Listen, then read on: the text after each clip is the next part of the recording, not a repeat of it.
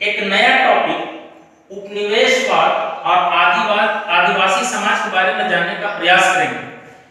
19वीं सदी तक देश के विभिन्न भागों में आदिवासी किस तरह से जीते थे, उनका रहन सहन क्या होता था, वे किस तरह से अपना जीवन यापन गुजारा करते थे, इसके बारे में हम लोग तफसील से जानेंगे।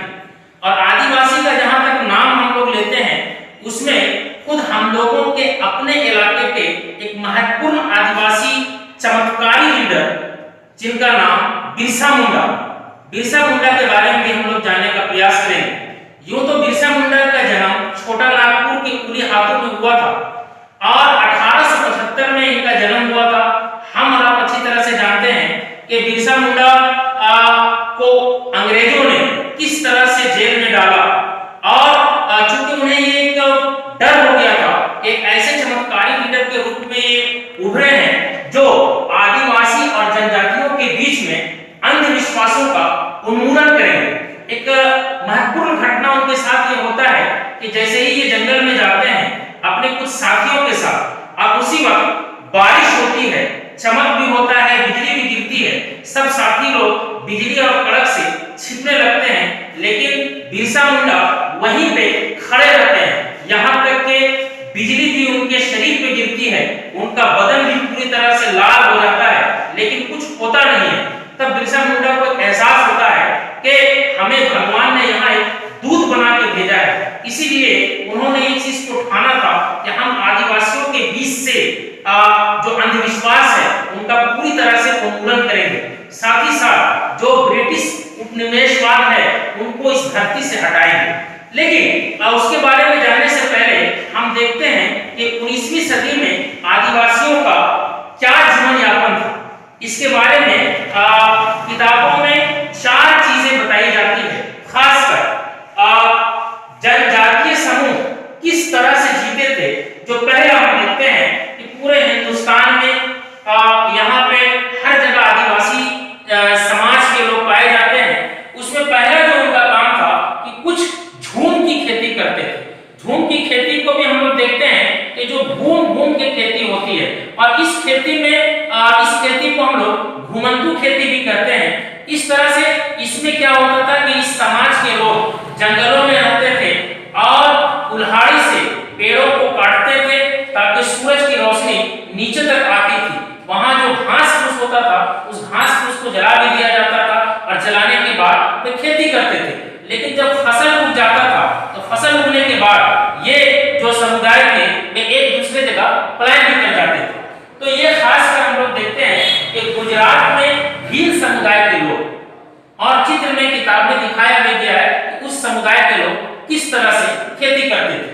दूसरा जो समूह था कि आदिवासियों का, वे था शिकारी और संग्राहक। इसमें खासकर कि ये समुदाय के ग्रुप में घूमते थे, शिकार करते थे, और इस शिकार में खासकर पशुओं का शिकार होता था। उसमें हम लोग देखते हैं बंदर, हिरन, चूहा, खरगोश, चमगादड़, गिलहरी वगैरह। और इसके साथ साथ उसके मांस को तो ये खाते थे, उसके चमड़ा को भी ये लोग बेच भी देते थे, सप्लाई भी करते थे। और इसके साथ साथ इसी समाज में जो संग्राहक के रूप में हम देखते हैं कि ये संग्राहक क्या करते थे कि पेड़ पौधे में बहुत सारे मधुमक्खियों का जो छत्ता होता था तो उससे मधु को इकट्ठा करते थे। इनका रहन भी उस जमाने में वहां तक होता था, उतना ही समय तक होता था कि जब तक मधुमक्खी के रस को ये ना निकाले। और फिर ये क्या करते थे, खुद इस्तेमाल भी करते थे, फिर उस पेड़ों के छालों को भी इस्तेमाल करते थे, और ये छाल में ये रस्सी वगैरह भी बनाते थे। इस तरह से हम देखते हैं कि ये समुदाय को एक कुंबा बना करते थे, और ये कुंबा में घास फूस और पेड़ों की डालियों का भी इस्तेमाल करते थे। यानी इतना बेहतरीन कारीगरी था कि वहां पानी का प्रवेश नहीं होता था। तो यहाँ पे हम देखते हैं कि कुछ झारखंड में बिरहोर जनजाति का हम मिसाल ले सकते हैं। इसके साथ साथ इन लोगों का हम देखते हैं कि ये जब बाजार में जाते थे तो ये अपने सामानों को बेचते थे, तो उस वक्त मुद्रा का प्रचलन नहीं था, बल्कि वहां पे विनिमय होता था, आदान प्रदान। उसके बदले में ये कोई दूसरी चीज को विनिमय कर लेते थे, यानी एक्सचेंज कर लेते थे। तीसरा वर्ग को हम देखते हैं कि कुछ आदिवासी जो समुदाय है वे जानवर पालते थे। यानी जानवर पालने के क्रम में ये गाय, बैल, भैंस,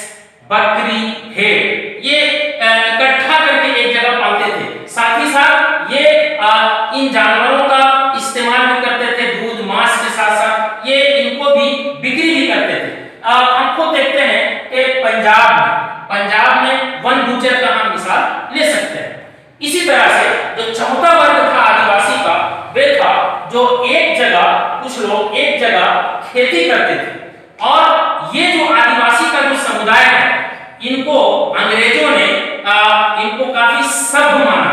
और ये सब खुद हम लोग अपने झारखंड में देखते हैं कि छोटा नागपुर का इलाका, और छोटा नागपुर के इलाका में संथाली मुंडा, और इसमें ये होता था कि इन लोग जो है एक जगह रह के खेती करते थे और काफी सभ्य भी रहते थे, और साथ ही साथ इन लोगों का रहन सहन दूसरे जो आदिवासी समुदाय थे उससे बेहतर था।